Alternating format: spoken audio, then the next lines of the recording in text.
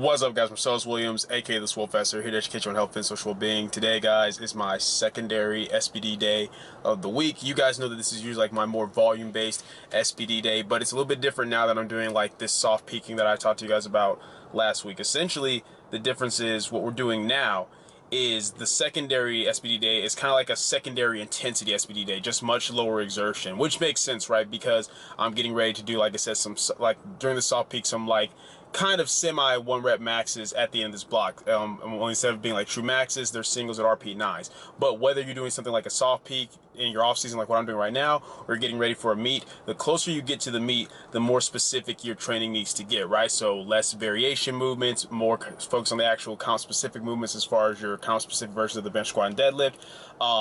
And as you get closer to the meet, the volume work is going to get lower and you're going to focus more on intensity, because that's what you're getting prepared to do, is like heavy singles, right? Maxes out either at the end of the block or on your meet day. So what this day started off looking like about a couple weeks ago on bench and squat, it would be a top set of 4 at RP6, followed by back down sets of 5. And then last week it was working up to a top set of 3 at RP6 and then back down sets of 4 on the squat and bench. Well, today for squat and bench press, I'm working up to a top set of 2 at RP6 and then back down sets of 3. So the intensity is objectively getting, becoming more each week because we're decreasing rep range, but the exertion stays the same so that I'm not over fatiguing myself on this day and can get through the rest of the week and be good for my primary SBD day the following week. As for deadlifts, I'm no longer doing sumo deadlifts right now.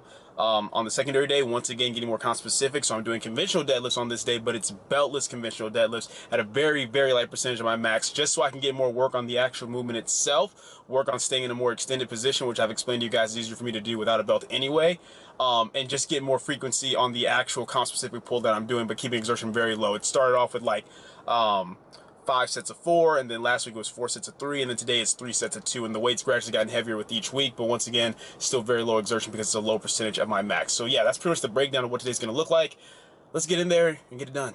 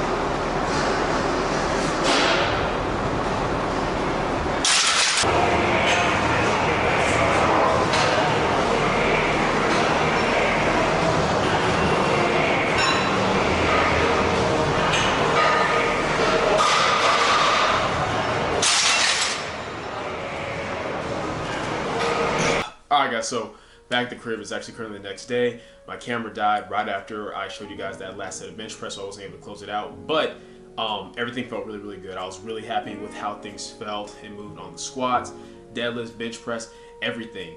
And everything just felt true to RPE the way that it should, and I'm really happy with that, just because there was a time where my secondary days, I just never really enjoyed them as much because they never feel as good as a primary day, just because I'm not as fresh, right? Everything is going to move a little bit slower.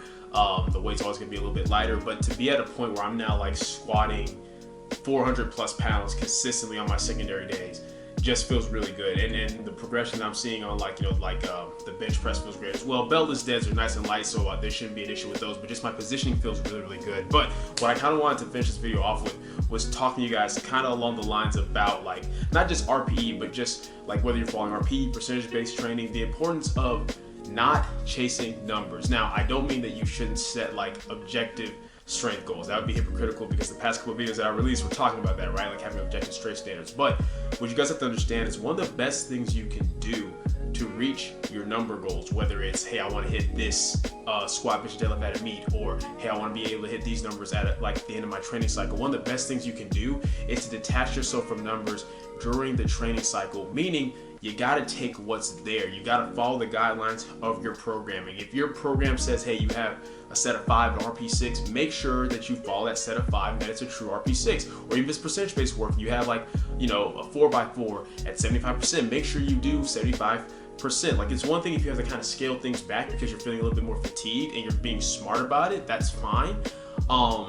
But to push for more than what's actually there for that day, just so you can chase numbers, or so that you can post a PR video of your training on Instagram and get that temporary satisfaction of having everybody like giving you likes, like, oh, good job, bro. Like, that's not worth throwing off your long-term goals of hitting what you want at a meet or hitting what you want at the end of a training cycle just for that temporary satisfaction. A lot of people shoot themselves in the foot when it comes to doing that. Like, one of the reasons I've had so much success so far in this off season is because I really have mentally detached myself from the numbers. I go in, I do my build-ups, and I take what's there for my RPE based sets. Now, I know quite a few, well, not even quite a few of you, a couple of you, especially those of you who are newer, are probably having like, you know, troubles kind of gauging my RPEs because you haven't been around long enough. Like, for example, on that last video, which Mark's the one who edited that last video, shout out to you, bro, because it was really dope. And if you guys want to check out a dope edit, I highly suggest you hit up Mark. I'll have his Instagram, his channel in the description down below. But one person commented that my bench set, the 315, that my top single, that was definitely like RP 8 or 9. Well, the thing is, Mark put that was RP 6 only because my squat and my deadlift were RP 6s. The bench was actually set at an RP 7, but that was just a typo on his end. But I ended up actually hitting that bench. I ranked that at an RP 7.5. But this dude was in the comments, so I'm pretty sure it's a new subscriber because I've never seen him comment before. It said, oh, that bench was definitely like tops at an 8 or 9. What you guys have to understand is a couple of things. One, when you're gauging your RPEs, you can't do it by comparing like your speed to other people's speed. Speed is relative to the individual lifter, right? Like, what's a fast lift for you may be a slow lift for me, or what's a slow lift for me may be a faster lift for you. It just kind of depends on like what your current speed work is like in terms of like, you know, how stuff moves for you. You guys know, for me, who've been with the channel long enough, that I'm more about like maintaining position. You also know that I can grind really, really well on all my lifts across the board. So the thing is, even though it's not a big deal, as I said, it's a newer subscriber, he will learn that as he gets to like, you know, watch my stuff and kind of get a better, like, you know, gauge my RPEs with my stuff. It frustrates me because the fact that he would even think that like, oh, he's lying about his RPE. He only thinks that because there's so many people out here who do that. There's so many people out here who are like chasing clout, who will like lie about what their RPE was just to seem like more impressive or to seem like they're staying on program when they're really not. And to me, that's just whack, guys. Like, that's the reason I don't like when people like accuse me of that in the comment section, even though like most things, you know, if it's negative, I ignore it. It's not a big deal. I might like troll back or whatever, but that bothers me because it's kind of like, to me, that's like an insult to my character. I'm somebody where I take my training very seriously. So being true to RPs is important. And if I do slightly overshoot, or if I ever do overshoot, I'm always transparent with you guys. That's what you guys have to understand about this channel. This channel is not to show off, it's not to front, it's an informative channel. And even with the training videos, the purpose of these training videos is to show you guys that I practice what I preach, that these topics that I'm breaking down, explaining to you guys, like in the informative videos, I'm showing you the application of those so you can see the results in real time. That's the purpose of it. I'm not here trying to impress or show off for anybody. So I'm never gonna be somebody where I lie about what my RPEs are, or where I make it seem like something's easier than what it was, because there's just no point in doing that. That's just not how I go about it. But for me, it's understanding, like for example, like that 420 that I did for a double at 6 yesterday. I understand it's going to look and move slower than like what my RP6 single would move on my primary day, because once again, it's the middle of the week. I'm more fatigued. Things aren't going to move quite as fast or quite as well, but it's about me being objective with myself and focusing on like, okay, did I maintain position well? And asking and knowing, could I have truly gotten 4 more reps? And the answer is yes, regardless of how fast or slow that my rep speed may seem to somebody else, or even how fast or slow it may seem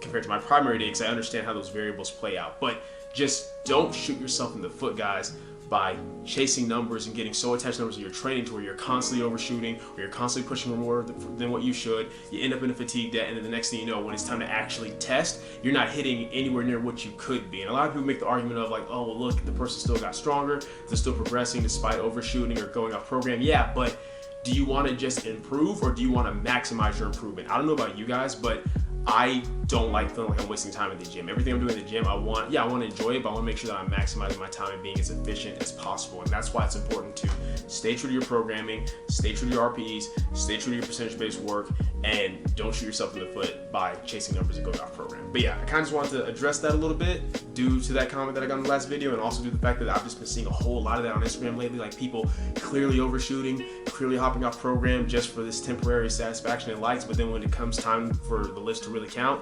they miss the bucket hard, and then it's like you have no one to blame but yourself. But yeah, just kind of want to address that really quick. That's it for the video. Hope you guys enjoyed it. If you did, go leave a comment down below, let me know what you did. If you're not, leave a comment down below, let me know what I can do better. Like the video, share, subscribe. Keep it simple, specific, scientific. I'll catch y'all later.